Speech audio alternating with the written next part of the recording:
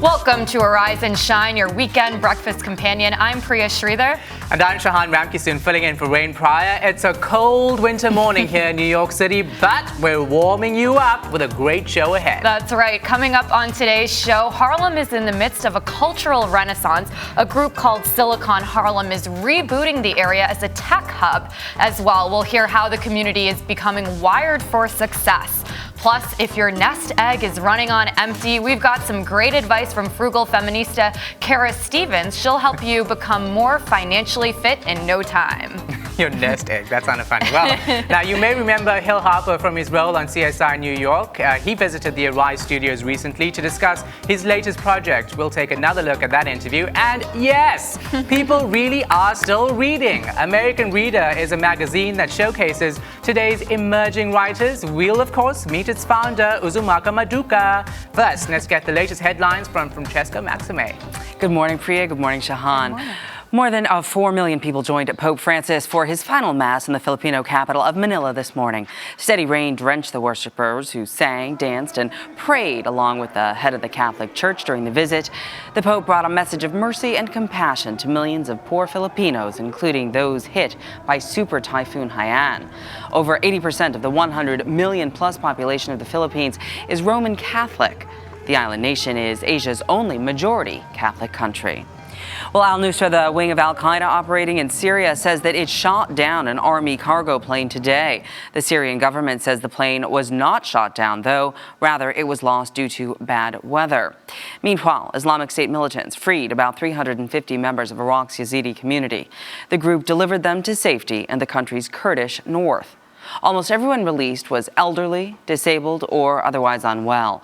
The militant group attacked Yazidis in northwest Iraq last summer, killing, capturing, or enslaving thousands of people from the minority group. To Africa now, where floods in Malawi have killed almost 200 people. Thousands have sought shelter in evacuation centers set up by aid agencies, and thousands more are still stranded, waiting for the army to rescue them. Authorities say things will get worse as more rain is expected for the next few weeks. Well, the president of Niger says that at least 10 people were killed in violent protests over the French satirical weekly Charlie Hebdo's depiction of the Prophet Muhammad. Hundreds of people attacked a police station, burning at least 2 police cars near the city's main mosque. 2 churches were also set on fire. This after authorities banned a meeting called by local Muslim leaders. They offended our Prophet Muhammad. That's what we didn't like. This is why we asked Muslims to come, so we can explain this to them. But the state refused. That's why we're angry. Well, a bit of a similar scene in Haiti, where angry citizens there are taking to the streets again today, protesting the government of President Michel Martelly. This just a day after he agreed to reshuffle his administration. Yingming Wu reports. Police in Haiti fired tear gas to disperse angry protesters. Demonstrations calling for President Michel Martelly to step down have been heating up the past few weeks. Martelly is accused of abusing his powers, but he said he will work with the opposition to form a consensus government. The country hasn't gone to the polls for any kind of election for 3 years. It's now in danger of a political crisis because it's without a functioning government, as Parliament was dissolved on Tuesday. Well, the first official United States delegation since the normalization of relations between Cuba and the United States is in Havana to express interest in the days to come. It is another step toward the restoration of diplomatic ties between the two countries. The delegates, made up of 6 Democrats, are in Cuba to meet with government officials, and they're tasked with finding ways to build a constructive relationship. They return to Washington tomorrow. Well, this has been a pretty tough week for weather in China as strong winds raged across the northwestern part of the country. Gale force winds filled the air with snow, dropping visibility to just a few yards in some areas. In the worst affected parts, drivers were stranded for hours.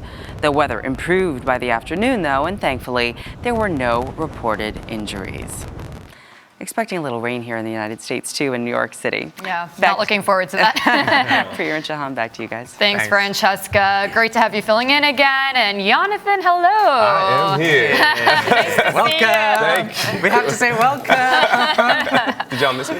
We did Yeah. miss you, of course. That's all It's that nice to be matters. reunited again, and Thank hopefully you. with rain again next weekend, too. Yes. Well, Monday we're celebrating Martin Luther King Jr.'s birthday. It's hard to believe he would have been 86 years old. We were talking about how to honor his birthday, and doing the research, we found some really interesting facts that we didn't know. For example, his birth name was Michael, not Martin. Did you know that? I did know that. You did?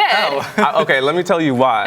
Okay, so my younger brother's birthday is on January 15th, which is Martin Oh, Luther wow. King's birthday. So our whole life, we've always had books and books and books on Martin Luther That's King. cool. So I know pretty much everything about him. Oh, wow. Yes. So you can quiz Hard me to if you top need that, to. yeah. Yeah. That's a pretty special person to share a birthday with. I'm sure, but I'm South African, so I read about Martin Luther King, so I didn't experience it like you guys. Right. Oh, okay. You guys can tell me a little bit more after the show as well. Now, here's another interesting one. 6 years after MLK's assassination, his mother Alberta was also killed, and she was at a church when a man pulled out a gun and started shooting.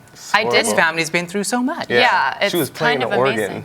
Yeah. Really? Yeah. Wow. It's crazy. Now, also, King skipped grades 9 to 12 and entered college at the age of 15, so he was not only inspirational, but also pretty smart. And might I add, Oh, boy. I also skipped a couple of grades, and I Oh, was at did you? university at 16, so 1 year after him, but, there's some similarity there, and I'm glad that So happened. you better go and change the world now and get a national Right. holiday There for you go. yourself I'll on try. your birthday. One So day at a time, right? What are some little known facts that you love about Martin Luther King Jr.? Is there anything that stands out? Yeah, one thing, there was so much that they were trying to hide from his image. They wanted to protect his image, Right. and you will not really see a lot of photos of him smoking cigarettes. A lot of people Yeah. didn't know that he smoked cigarettes. He was a heavy smoker, and he wanted to hold that back, and he wanted to hide that from his kids because he didn't want them Right. to, follow his footsteps. And then also, when they did his autopsy, they tested his heart and found out that stress took a huge Oh, I toll on his bet. body. He Wow. said he died when he was 40? I think he was something? like 39 or But I know that they said that was his pretty heart, young. he had a heart of a 60-year-old. Wow. Wow. Yeah. Well, I mean, it's only reasonable given the fact that I'm sure, there were several assassination attempts, and, Right. he was probably really worried about his security. Yeah. Well, unfortunately, racism lives on. Recently, comic artist Jamie Capp caused a stir when she tried to explain the meaning of white privilege. Jamie received death threats from bloggers on Tumblr who felt her comics were exaggerating white privilege and institutionalized racism. Now, let's take a look at a couple of them. Here's one that reads, when it comes to school, I'm 78% more likely to be admitted into university because of my race. A person of color with my exact same grades only has about a 22% chance. Wow. That's absurd. crazy. Yeah. And once I'm admitted, I'm more likely to receive my degree. Now, this comic is based on a 2011 study by the US Department of Education. I don't understand how that is even happening in this It's day and age. horrible. Yeah, and I love it when artists and creative people use their, artistry to send a political message Yeah. or to highlight some of these problems that still exist in society. And I think it's something that people really don't believe is still happening. Which is why it's so hard for them to just accept the Yes. fact that it is. Yeah. And I feel like it's horrible for her to feel like she has to shut down her Tumblr account because of these death threats. And she said she's not a victim. She told BuzzFeed, she was like, look, I want Right. to get my word out, and this is what it is. So Yeah. she's still adamant It's on pretty trying to get it out. courageous, to be honest. To be 19, too. Well, here's another one of Jamie's comics. A white male with a criminal record is 5% more likely to get a job over a man of color with a clear record. The information in this comic is based on FBI crime statistics from 2011. But Jamie's not giving up. She says she still wants to post on Tumblr, There you have which I it. think is great. And Yeah. she's only Too. 19 years old. Yeah, but Can you look, believe I it? want to know why in the education system that a white person has a better chance of getting into, a college because of their race. How does that factor when they make that decision? Right. You know, and I don't understand how they're not being challenged by this. If that fact comes from the Department of Education, why hasn't anyone Yeah. gone to these universities very true. and said, you know what, your enrollment process isn't working. It's actually suppressive. And that's Right. exactly what it is.